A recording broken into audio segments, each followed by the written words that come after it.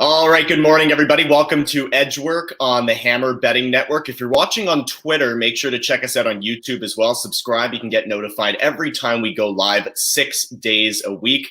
Zack Bodenstein with the boys from the fourth period, Dave Pagnotta, Dennis Bernstein. Good morning to you both. I think you know where I want to start, right? It was a crazy overtime game, very exciting.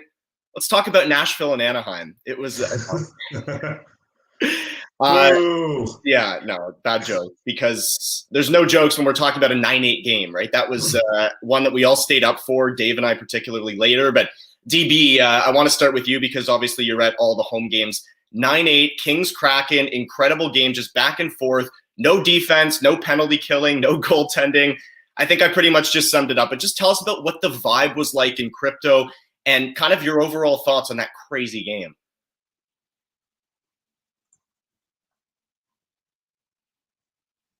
Oh, did we lose him? Oh, I think we might have an audio issue there, but as he gets on to the touch, look, that game, Zach, that game was nuts. I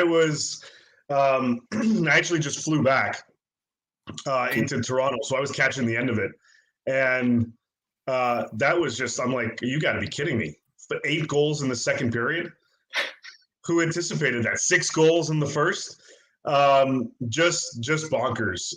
Yeah, defense optional, goaltending questionable. Martin Jones, give Seattle credit. He was in there for all 8. I think he's the first, I believe he was the first goalie since Mike Vernon in 91 to give up 8 goals in a game and still come out with a W. So impressive on that side of things, certainly. But I mean, one of the issues, and DB can attest to this, that the Kings have had all season is defense. And DB, that's been an area that they can't seem to figure out how to get back on track. Like, they were good last season, and this season, I don't get it. Well, the Kings and Kraken ruined the World Cup for everybody, right? Yeah. Because now you're going to think.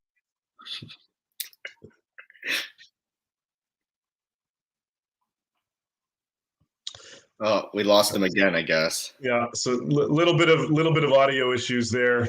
See, even the mics can't figure out how the hell they scored 17 goals last night. Yeah. in Los Angeles, as they try to get that going.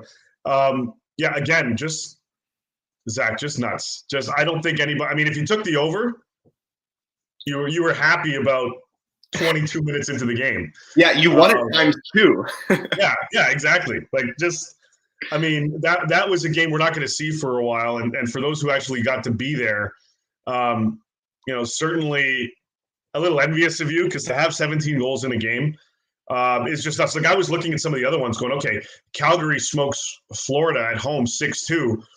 The Jets beat Colorado 5-0. I was like, all right, these games, like, that's amazing to see those types of outbursts and everything. And Washington coming out with Ovi getting 2 when they put up 6 goals in the game. But to get 17 goals in that game, Zach, man, for those who were there, awesome. For those who watched it, good for you, because that was a treat. It was crazy. And how many of those goals were backdoor tap-ins, right? Like, we talk about the goaltending of the Kings, and yes, it's been an issue between Quick and Peterson, but they're giving him no help. And as great as Drew Doughty looks with the puck, there are times without the puck, he's getting beat. Everybody's getting beat. They've got, 6 or 7 quality defensemen, but, as a unit, it's not really clicking right now. So the Kings are giving up quite a bit. Yeah, I mean, well, they're more offensive-minded guys. Like Sean Durzee's not a shutdown guy. No. Sean Walker's. It took him a little while to get back into it. He's not shutting anybody down either, DB. And I mean, Matt Roy is supposed to be the guy that can play that, but he's been more offensive than anything. And they're loaded on the right side, which is why Brant Clark is on a conditioning stint. He's probably going to go to World Junior. They're going to figure that out. But they're loaded on that right side. They don't have anyone on that left. If they can get, I don't know, somebody like a physical guy, Jacob Chikrin, maybe that would help. But he can still contribute offensively if you want to go there. Or go get Gavrikov out of Columbus because he's the guy you want. But I mean, DB. Any three of us could have been out there and at least tried to block a couple freaking shots on the Kraken. Yeah, and the other guy would be Provorov from Philadelphia. Right. I mean, that would be more pricey. But look, I know people have been talking, about, fire top. They don't play defense and not committed. When you get goaltending like that, the goaltending's been atrocious, absolutely atrocious. And I don't know what happened to Cal Peterson, but his confidence is shot. I don't know if I'd play him anymore. The roster is jacked up. You've got guys on the right side. I'll give you an example. The Durzi Matt Roy pair. Yeah, Sean Durzi is a high risk guy and he makes mistakes. But if you look at Matt Roy's season, Matt Roy had 44 turnovers last year, giveaways, and he's got 24 this season. That's almost double last season. Nobody's been good at this point in time.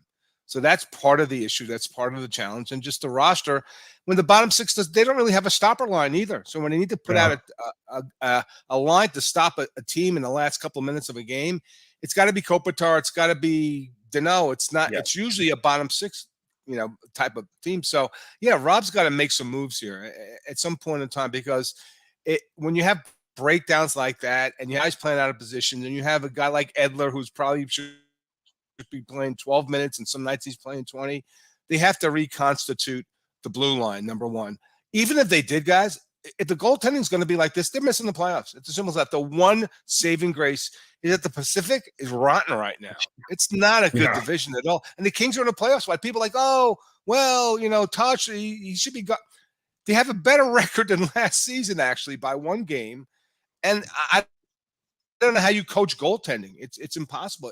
I think a lot of this lays on Rob Blake and just the fact that he went into the season gambling that a guy like Sean Walker, who missed an entire season due to an ACL and MCA tear, could go over to the left side and play left side D. That worked. They played that lineup for maybe 8 games, and now they've switched it around. Now Sean Durzee's playing out of position. So as Dave mentioned, go get a legitimate left side defenseman, a top 4 guy who can play 20 minutes. I think that'll solve a lot of the problems. But again, if Peterson and Quick are going to play like this, guys, it's Kings fans won't have to save up for playoff tickets. Keep smashing the LA overs. Oh yeah. Yeah, exactly. And it's the decor itself has been problematic. We talked about the goaltending already. You'd like to see more from the forwards, right? Coming back to help out. When you've got Kopitar and Danault down the middle, that might be as good as it gets, in terms of a two-way game. And it just hasn't been there. The penalty kill has been a mess, DB. They are not killing penalties right now. Of course, they're not getting the goaltending, but you'd like to see them help out more. A lot of backdoor goals just going in. And obviously the Kings have some things to address. So that's the latest on a 9-8 game last night between the Kraken and the Kings. An absolutely wild game. I don't think it'll get crazier than that for at least the next few years. Another game that was tighter last night, guys, was the Bruins and the Bolts. And that was a rematch from the week before. It still went Boston's way on home ice. Boston 13-0 at TD Garden. But this one was closer. A lot of pushback from both teams. They get the win from Swayman. Now they know that they kind of got Jeremy Swayman in a groove. They can rely on both goaltenders. Dave, that was a great game. And certainly 2 teams that we like to look at going forward and certainly like to touch as well. Yeah, definitely. Jack Edwards being a Jack, aside for his comments on Pat Maroon. Look, Boston's just rolling. And, Tampa, you figure – so you can't count Tampa out in terms of the success that they're going to have throughout the season because you've got Vasi, you've got Hedman, you've got Kucherov and Stamkos and Point and so on up front. But they're going to go through their peaks and valleys. And this is a team that has played a ton of hockey and in the last few years. So they're going to have those up and down moments. It's going to be a bit of a roller coaster ride of a season for them in terms of being top echelon. So when you've got a team like Boston that is right now and is going to continue to be top echelon in the league, you kind of go either way. I thought Boston was going to come out of this one. I thought it was going to be a tight game, but I wouldn't have been shocked if Tampa was able to kind of roll through it. But the goaltending up and down the lineup, goaltending has been great. They're getting contributions on both sides. The Boston Bruins are, and they're getting points from, the right guys. And again, contract year Pasta. Overall, you ride the crap out of that.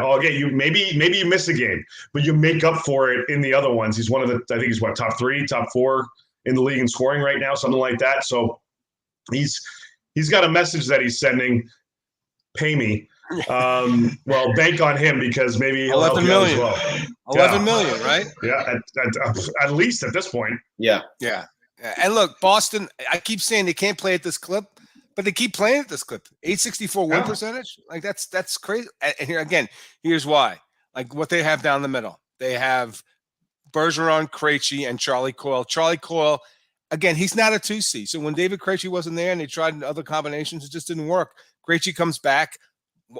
Any surprise? But again, and I know Montgomery's done a great job, boys, but this was a 107-point team last season. This wasn't some bum team. This wasn't Buffalo. Like, this is an excellent team. Now they got Krejci back, and I mentioned this before. They have Krejci and Bergeron, I think, at a combined $3.5 million cap hit. Yeah. Like, what team gets that benefit? Like, they're the only ones. So what does that mean? If they need another score, and they don't, because at this point, Taylor Hall's on the third line. Taylor Hall's on your third line. I know he's not like the MVP guy anymore. He's on your third line. You got a damn good, deep team, and this is what this team is. They're getting the goaltending now. McAvoy's back. This is going to be a dangerous team because what do we talk about with this team every time? Depth at forward. They don't have enough scoring. It's a one-line team. It's only the perfection line. Not anymore. This is a very, very different Boston Bruins team this season. You might need some defensive help, though, because how much can you rely on guys like Grzelcyk and Carlo to be in your lineup for, they've already missed time, so we can't say 82, but, as we get down the stretch to playoff time. But you're right, DB. Getting scoring from everyone. They had 2 from Taylor Hall yesterday, so Bruins extend their home winning streak. A team that's not so hot right now, are the Florida Panthers bad? Like, what do we make of the Florida Panthers? They lose another game. I'm not going to fault them for losing a back-to-back in Calgary, but like the way they did it, the way they've been losing games, the way they lost that game in Edmonton, the overall showing of Bobrovsky. I know they're not healthy right now, and they probably will be healthy, later on down the stretch. Barkov will be back soon, but Duclair hasn't played all game. They waive Rudy Balcers. DB, I don't know what to make of Florida. Like, it's a tough division this year. What's your take on Florida? Again, I'm flabbergasted by this Panthers team right now. They've given up more goals than the Sabres or the Oilers, so they're not a good defensive team. It's as simple as that. McKenzie, you talk about the changes, and Kachuk's been great for them, and he replaced Huberdeau. Mackenzie Weegar, that's a big miss. And you look at their bottom 4D, and you have Mark Stahl and Brandon Montour, who's had a great season, Gudis. I'm not sure about the quality of the bottom 4 defense. I know that top now that Aaron Ekblad's back, the quality up top with Forsling and Ekblad, I'm not worried about that. It's just a very – we talk about Boston being different. This is a different Florida Panthers team. It's not the same team.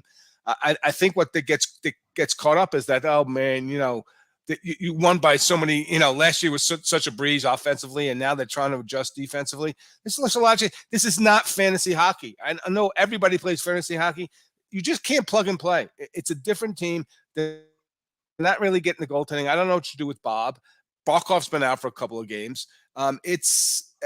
But I wouldn't worry about it at game 25, Zach, because they walked through everybody last year, and where it got them? It got them spanked by Tampa. So I think that it's a new coach with significant players that have changed. Plus, they still don't have Duclair, and Dave put it up on fourth period. They're going to have to make some cap moves to get Duclair in there. So this is a team in transition.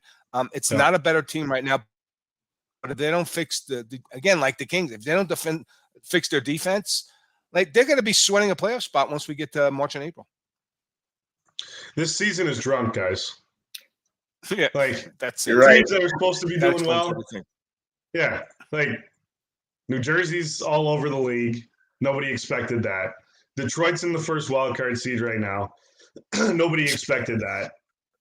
The Rangers are amazing one game and garbage for the next 3. I mean, nobody like all up and down. Like, what the hell's going on in Seattle? I still can't get over that. Like, there's so many ups and downs this season. Eventually, things start to even out. But DB's right. Like the Panthers, there's I guess there's a bit of cause for concern because they're just over 500 right now. But I think overall, as the season progresses, let's wait till we see where we are at game 50, game 60, in the season for this team, because the talent is there. Sometimes it takes a little bit extra to get going. But Dennis is right in one respect. Well, in a few of them, I guess you're kind of right once in a while. But on the D, you're right. The loss of Mackenzie Weegar definitely hurt them, and they haven't been able to fill that defensive void. So we'll see what happens there with Bill Zito. They got to make some kind of move. They got to clear up cap space. There was an understanding with Patrick Hornquist that they would try not to move him after they brought him in. They may not have a choice at $5.4 million. Probably piss them off. But handshake agreement, you only go so far, I guess. Yeah. The other point, Zach, I want to make is that they've split the net, right? Yeah. Knight and Bobrovsky have played 12 games each. Like Bobrovsky started 12, Knight started. You look at the numbers, you can't split the net anymore. Like Bob's 878, 384 goals against, and Knight's 914, 274. Now you can say the team's playing better in front of him. You have to look at the competition both have faced. But with those numbers, with such disparity, Spencer Knight should be the guy. I don't care the guy's making $10 million, because you know what? Here's the thing. You take 25 games to kind of figure out your team for everybody, and then you got to start winning games. Like the experiments are over. The maybes are over. You got to go with your best players every night. And if I'm Maurice, I'm turning to Spencer Knight for the lion's share of the work right now, because Bob's just not delivering the goods for me. Knight's been making a lot of great stops, like even beyond the numbers. I think he passes the eye test for sure. So Panthers not so hot. Winnipeg, the one time all of us take them, right, with plus money, they screw us. So I'm a little mad at the and they probably screwed a lot of parlays yesterday, shutting out the Avs 5-0. They're looking really good right now. They're 14-6-1. They've had Ehlers for like 2 games. Kyle Connor, DB's pick for the Rocket Richard, he hasn't even been tremendous. So it's just clicking right now in Winnipeg. Are we believers in Winnipeg, Dave? Like, what do we make of the Jets this year? Welcome back, Connor Hellebuck. Yep, bingo. There you go. There you go. I mean, that's the key. When you don't have, Scheifele's been good from a goal production perspective. Kyle Connor, we're still waiting on DB. I don't know about that one, but he's getting points. He's got 13 assists. He's for the yard run. Yeah, he's up there. Exactly. I picked Austin. He's not going to win it this year unless he goes on a crazy tear. So I thought he was going to double up, but the hell do I know? This is a team that their depth is really kicking in, and when you're getting ridiculous goaltending and like top tier stellar goaltending again from your number one guy, that helps because the confidence kind of spreads out in front of you, and all of a sudden you're playing with that, an extra. You're playing with more confidence. You don't have to worry about the guy behind you. There's all these different elements that come into play just from a mind perspective that kind of helps you put you over the top. So this team is certainly without question, rolling, but a big contributing factor as to why is without question, their goaltending. You look at this team from even a secondary scoring side of things, it's not elite. Like their top guys are getting things done, but they're not really, like I'm trying to look at some of their stats right now, and there's nobody that's really jumped out at you going, wow, this guy is. I'll give you one. I'll give you one. Josh Morrissey. Who's tied for second in scoring in defense? Josh Morrissey. Yeah. Adam Fox, and just behind Carlson. Like, are you kidding me? Like this guy, and he's won overtime games. Like, the game in Dallas where all the Jet fans, we got screwed. The helmet came off. You won the game. You actually won the game because Morrissey came down the ice and scored a great goal. So stop complaining about that much. I mean, if you lose a playoff spot by 1 point because Dallas got that 1 point and you lose to Dallas, I guess so. But they've been, and to Dave's point, they win a lot of close games. Yeah. They have won a lot of close games. That's last night notwithstanding. Well, yeah, but right. But last night, take away last night, their goal differential going into last night was +10. Like, and they were 13-1, winning a lot of close games. Really good at home ice advantage again. They used to be a really great home ice team, guys, and they weren't for a couple of seasons. Now they are. They're 8-2-0 at home. They're 1-7. Are they for real? I guess so. They can't stand another injury though. That's the one thing. At today's point, the depth isn't there. So if one of their big guys, another guy gets hurt, I don't see they're going to score enough goals. But I guess Rick Bowness knows what he's doing with respect to coaching. I mean, he goes up there. It was a bet, right? Because everybody said it was up there, and it's not a mess all of a sudden. Everybody's happy. Wheeler's really producing as well. He's been great for this team. I know they took the C off him, but this is a team that wins a lot of close games. So the question is that sustainable? And they haven't played a lot of games. They've only played 21. They played one of the lowest amounts. But last night was a shocker.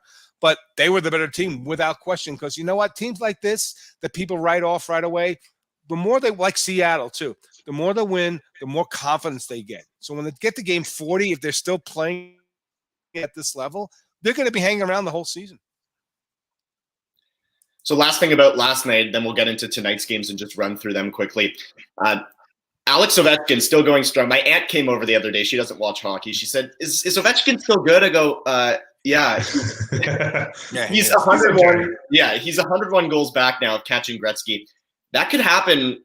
I would say we're at the end of 2022 now. By 2025, that's going to happen. Mm-hmm. He passed him for most road goals yesterday, DB, and Ovi's still going strong on the West Coast yesterday, had a pair, could have had a lot more. Like, he was just firing from all angles, and, Ovi's still going strong. So how realistic do you think it is by, let's say, 2025 that Ovi is the all-time goals leader in the NHL? He signed the contract to be that, right? That's why he signed that extension. The only reason, his legacy cemented. He's a Hall of Famer. He's won a Stanley Cup. What else does he need to do? He needs to break that record. He's going to play, and he's not slowing down, Zach. That's what you mentioned, and that's even without Backstrom. Now he's playing with Kuznetsov. You just look, you put him on the power play, you put him at the top of the circle in his office, he's going to get 13 to 15 power play goals every season. He'll get another 15 to 20 at even strength. That's 35 goals, 3 seasons. So you're right. He's going to play till he breaks it. It's as simple as that. Unless it's some catastrophic injury, he will continue to play. He will break the record, and that's a great thing to see. I think the first guy that will greet him on the ice will be Wayne Gretzky. I don't think. Wayne's on the record of rooting for him to break his record, which is great. So he's going to do it, Zach. It's just a question of what game and against which opponent. Yeah, one of the best players of all time, plain and simple, and one of the best goal scorers ever, plain and simple. So to break the record and to get the record for most road goals, is. I mean, it was coming. We all knew it was coming, just like this one's going to come. By 2025, so let's say the rest of this season, so he's sitting at 13 goals now. So what are we projecting here, boys? Is he going to hit 40? Can he get close to 40? So let's say 40. So another 27 goals. He'll be at 810 or something. No, more than that. 820, 830, something. So like he's gonna get there. Probably. Let's say season after next. Yeah, like before the calendar year of 2025. Like the 24-25 season, I think in those first couple of months there, I think he's going to be able to pull this off. Now, I mean, maybe his 50 goal, and he had 50 last season, so I don't want to discredit it and say maybe his 50 goals a season is behind him. But if he's putting up 35, 40 towards the tail end of his career, I mean, he's going to hit it. So all the power to him. 2 goals last night against – he was – Vancouver pulled their goalie with like 5 minutes left in the game, 6 minutes left in the game. And Ovi was out there. He changed his stick. He brought another one in so he could try to pot in the Hattie on the open net. He couldn't pull it off. But we talked about up and down seasons. Like Vancouver, make up your freaking mind. Like, are you guys – are you back? Are you able to compete? Or are you just going to mail it in? Like, I don't know what the hell that performance was last night against Washington. That was Jack Edwards bad. Like that was not good. The Kings and Kraken thought they played bad defense. Right. So, I mean, like they still have to address that. And yeah, okay, it was cute. They won 3 in a row, but they got Florida coming up next. Like, this Vancouver team still has no idea what the hell their identity is. Yeah. And they got to figure that out. But from Washington's side of things, they threw everything at them. They came ready to play. And, they got 4 goals on Spencer Martin, who was playing better. And now all of a sudden there's all this BS talk about what happens with Demko and is Martin the guy and this, that, and the other. I mean, it's always something in Vancouver. It's typical Vancouver. Yeah, it was snowing last night. It was like 5 centimeters on the ground and nobody knew what the hell to do outside. Hopefully everybody was okay because it did look rough. But this is a team that, Vancouver, they got to figure out their identity. And Washington with Ovi, I mean, they're gonna roll. But Washington is one of those teams that I gotta wonder, guys. Yeah, is this regress mode for them? I know they're injured. They got injuries, but what's going to happen here for the rest of the season? Can they climb back and be in the legit race?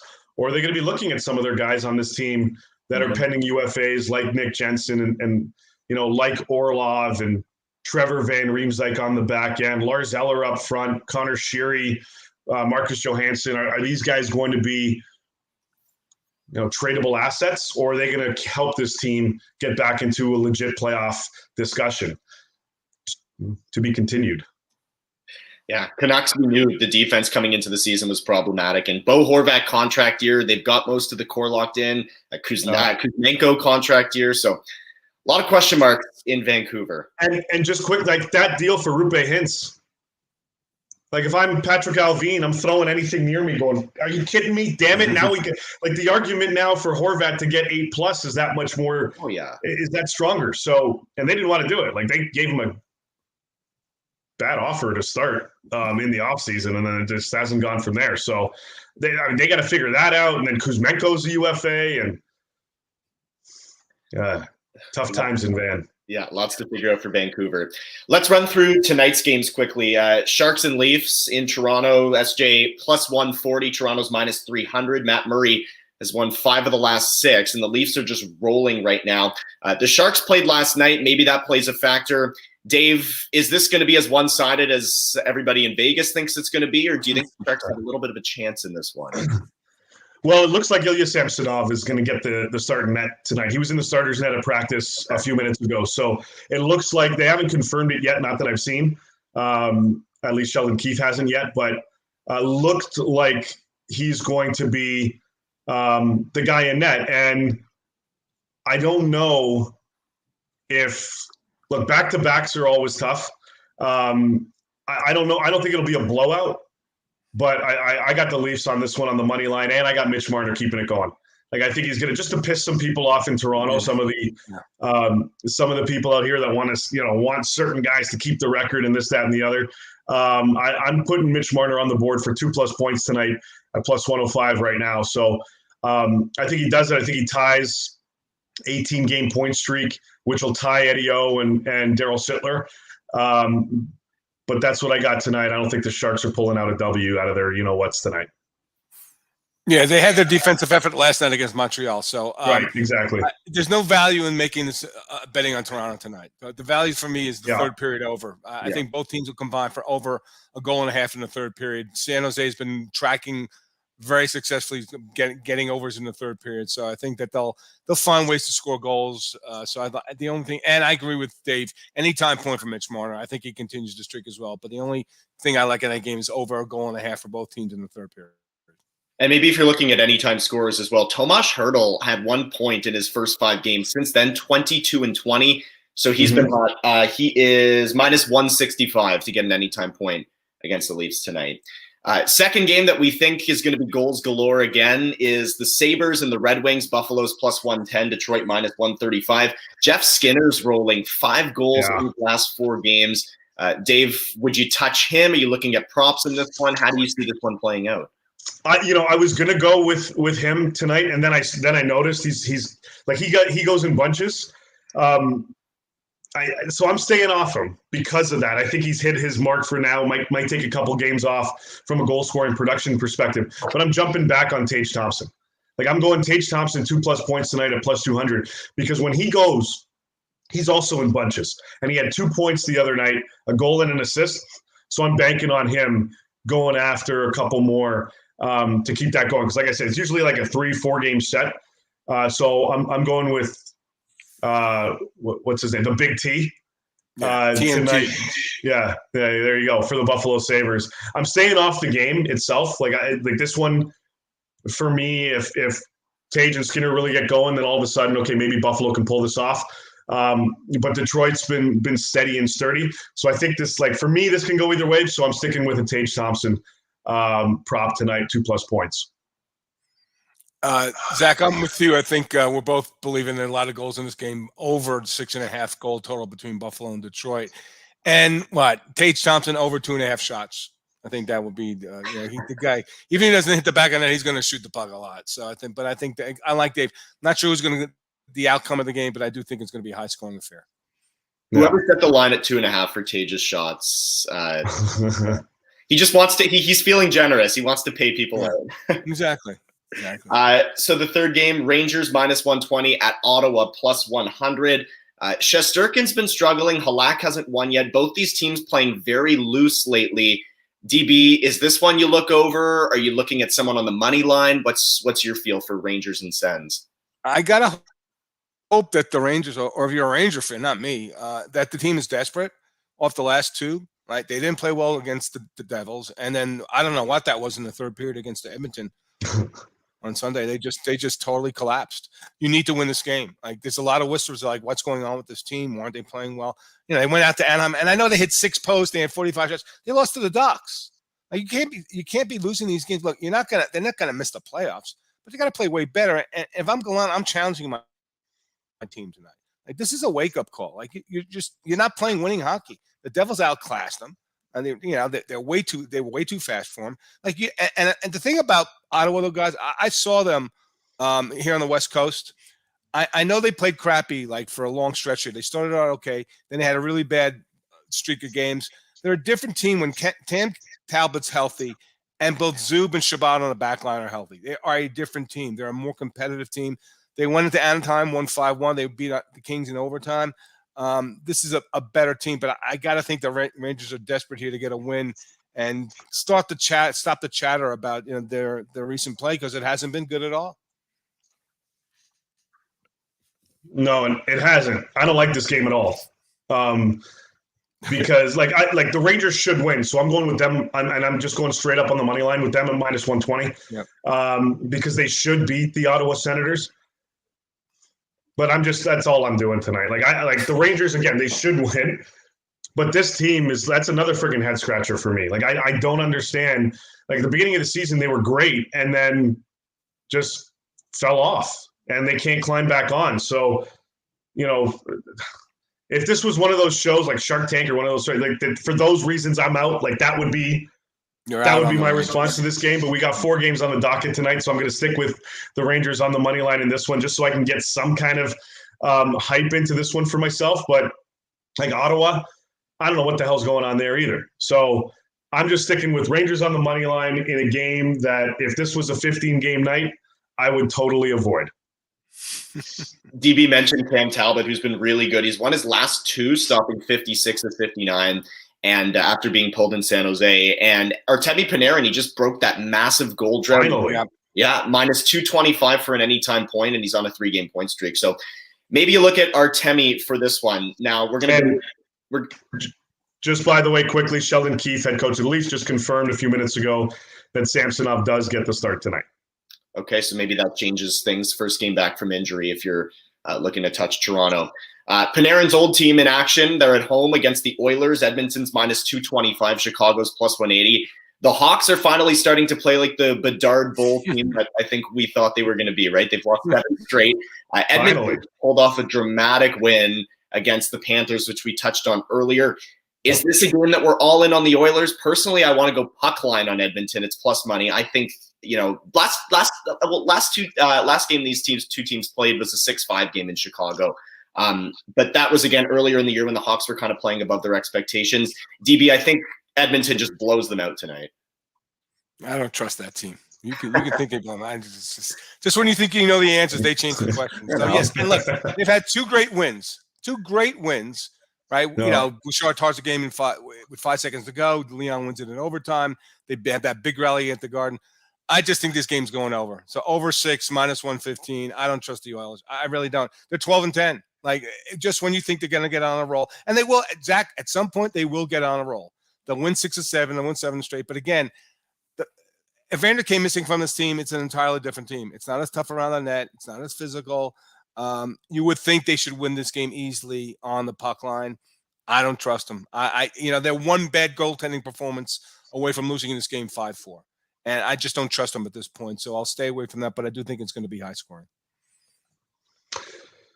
Yeah, I got a little bit more confidence in Edmonton than Dennis does. I think they should win. Like, this is they should. They should. Like, the Rangers should beat Ottawa, but I don't trust the Rangers right now. The Oilers should beat Chicago. I got a little bit more faith in the Oilers than I do the Rangers right now. So just because of the opponent. You'll text me around 10:30 Eastern saying, like, okay, yeah, what was I thinking? So, yeah, I know. So, I'm not ready to say the Oilers are back and they're in the race, right? It's just, I'm not ready to say that. And because of games like this, Zach, like, if they go out there and lay an egg, and they're like, all right, was that much of a shock? Should I have not seen that coming? And that's what I'm worried about. Like, is this a trap game for the Oilers? Because it's in Chicago. Like, so I'm staying off like who's winning and puck line and money line and all that. I'm staying off that tonight. But what I am doing, I'm going for 2 special props here tonight. So I'm going with the Oilers to score a power play goal in this game. It's minus 200. It's nothing sexy, but I mean, still, you're still going to cash. And the Oilers on the power play against the Chicago Blackhawks, I mean, I think that's a no-brainer for me.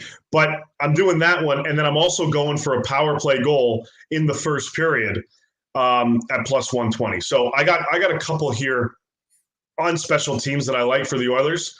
Although power play, I think it's just wide open on anyone, but it'll probably go Edmonton's way. So I'll cash in twice, go for the little 2-for-1 on that one. But again, the only worry I have from Edmonton's side is this a trap game? And it's Chicago. Maybe they're due for some kind of surprising win. I don't know. I'm just staying off it. I'm going with the 2-team props in this one. So that's the final game of the night. That's the Oilers and the Blackhawks. Just to wrap up quickly here, best bet for the night. We'll start with you, Dave. Mitch Marner. He's going to do it. He's going to tie the record, 18 goals. I'll be there tonight. And if he doesn't, I'll throw beer on the. No, I won't do that. I'm not. This isn't. It's not Jersey. New Jersey. No, it's not. But I think Mitch ties it up, and not only am I that confident, I'm going with 2 points, 2+ points tonight, and at plus money, plus 105 for Mitch to tie the Leafs streak, 18 games in a row. So for me, that's the easy one for me. Best bet, Zach.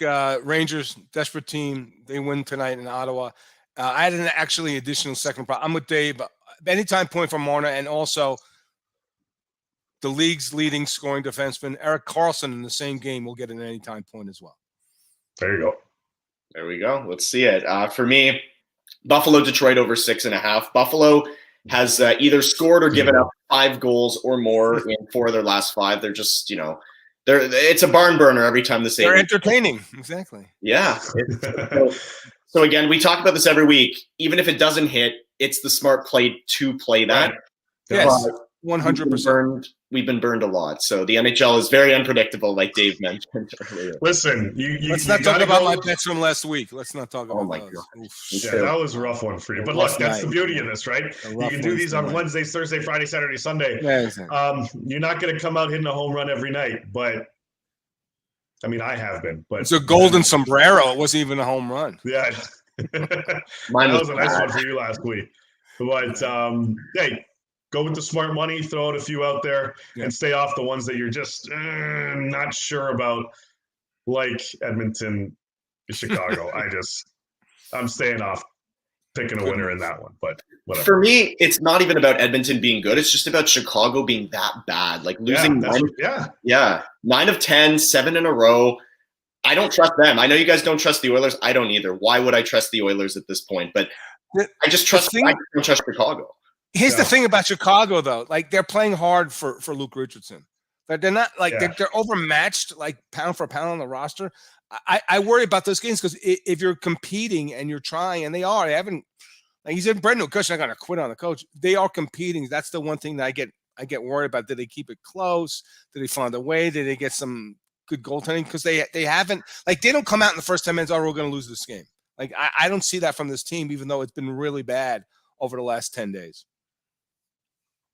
All right, so that is the recap on our best bets, our best props, and the 4 games, also recapping Tuesday night's games. It was madness on the Tuesday night NHL docket. Thanks for joining us on Edgework on the Hammer Betting Network. Subscribe to us on YouTube at Edgework. You can also check us out on Twitter, wherever you're watching. Make sure to join us again tomorrow, and we will see you then.